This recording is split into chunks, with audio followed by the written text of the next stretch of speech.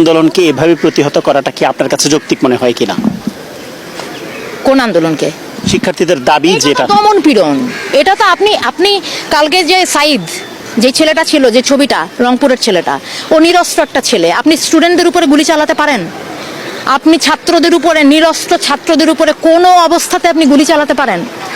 এটার জবাব প্রশাসনকে দিতে হবে। বাংলাদেশের মানুষ এটা জানতে চায় যে আমরা একটা প্রাণের কথা বলবো, একটা দাবি তুলবো, আপনার সেটা পছন্দ না হতে পারে, আপনি বাহাস করেন আমার সাথে, আপনি আমাকে কথা বলতে দিবেন না, আমি কথা বলবো, আপনি গুলি করে মারবেন। ও একটা মায়ের বাচ্চা, ও একটা বোনের ভাই, আপনি ওকে মেরে ফেলছেন। এটা একটা কথা হলো? এটা কিছু হলো? এইটাকে আপনি বলবেন? এইটাকে আপনি স্বাধীনতা বলবেন? আমি কিভাবে আপনি কি এইখানে আপনি এই প্রশ্ন তুলবেন যে রাজাকার নাকি কি? এগুলি হচ্ছে আপনারা বহুদিন ধরে এই কার্ড খেলে যাচ্ছেন, মুক্তিযুদ্ধ আর কি।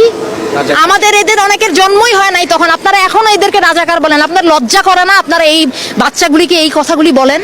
আপনারা লজ্জা করে না যে কেন এই ছাত্র গোষ্ঠী এরকম একটা আশ্রম? আপনারা কোথায় কিছু একটা ন্যায্যতার, কিছু একটা অধিকারের কথা বললে আপনারা বলেন যে রাজাকার? আরে আশ্চর্য কথাবার্তা! আমার স্বাধীন দেশে আপনি আমাকে, আমি আমার ন্যায্য অধিকারের কথা বলবো, আপনি কথায় কথায় আমার মুখে ছুঁড়ে মারবেন রাজাকার, কথায় কথায় ছুঁড়ে মারবেন রাজাকার। এটা কি ফাইজলামি?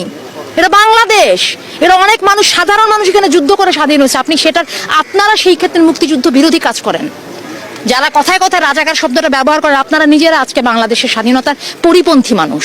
আপনারা চর্চা করেন, শিখে আসেন, এই বাচ্চাদের কাছে শিখে আসেন স্বাধীনতা যুদ্ধ কাকে বলে। ওরা করছে সংগ্রাম, ওরা রাস্তায়, এবং আপনারাও করেন আপনাদের জায়গায়। দোহাই লাগে, আপনারা আপনাদের কাজ করেন। শিক্ষার্থীদের সাথে আমি সম্পূর্ণ একাত্ম। শিক্ষার্থী শুধু না, বাংলাদেশের মানুষের কথা শুনতে হবে আপনাকে। এখানে অনেক ঘটনা ঘটে যাচ্ছে। এটা এইখানে আপনি সেই মুক্তিযুদ্ধ আর রাজাকার নিয়ে পড়ে আছেন। এটা এখানে মানুষের প্রাণের কথা শুনেন। রিক্সাওয়ালারা কয়েকদিন আগে 400 টাকা হলো মরিচের কেজি, সেটা নিয়ে শুনেন। কুড়িগ্রামে বন্যা হচ্ছে, সেটা শুনেন। হ্যাঁ, মানুষ চিকিৎসা, একটা মেডিকেল কলেজে গিয়ে দেখেন সাধারণ মানুষের একটা চিকিৎসা পেতে কি, আপনাদের একটা শ্রেণীর মাথা ব্যথা হলে তারা সিঙ্গাপুরে দৌড় দেয়, আর আমার দেশের মানুষ মানে ক্যান্সার হয়ে গেলেও বা বড় বড় চিকিৎসার পয়সা নাই, এরা করবে না চিকিৎসা। আপনি কি বলেন এটাকে? এটা কি স্বর্গরাজ্য? এটা কি সত্যি তাই এরকম? এটা বাংলাদেশ? এইটাকে আপনি বলেন? সাধারণ মানুষের অর্থনৈতিক স্বাধীনতা, কথা বলার স্বাধীনতা, কোনো কিছু যদি না থাকে আপনি সেটাকে বলবেন? আমাদের অনেক যুদ্ধ বাকি, সেটা আমাদের করতে হবে। সবচেয়ে বড় কথা হচ্ছে সক্ষমতা। আপনি কি একটা সাধারণ মানুষ হিসেবে অনুভব করেন যে আপনি স্বাধীন, আপনি একটা সুন্দর জীবনযাপন করতে পারেন এখানে, স্বাধীনতার বোধ?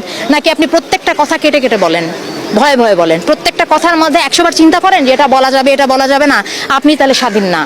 কেন এটা করতে হবে আমাকে?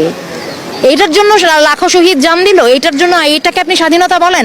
আর এইটা যেটা মুক্তিযুদ্ধের পক্ষশক্তি যারা বলে নিজেদেরকে, তারা এখন ক্ষমতায়, তারা ক্ষমতায় থাকা অবস্থায় যদি আমাদের স্বাধীনতার বোধের এই অবস্থা হয়, তাহলে কাকে বিশ্বাস করবেন আপনি? কাজে স্বাধীনতার এখন অনেক বাকি, অনেক স্তরের স্বাধীনতা বাকি। হ্যাঁ, পতাকার স্বাধীনতা এসছে।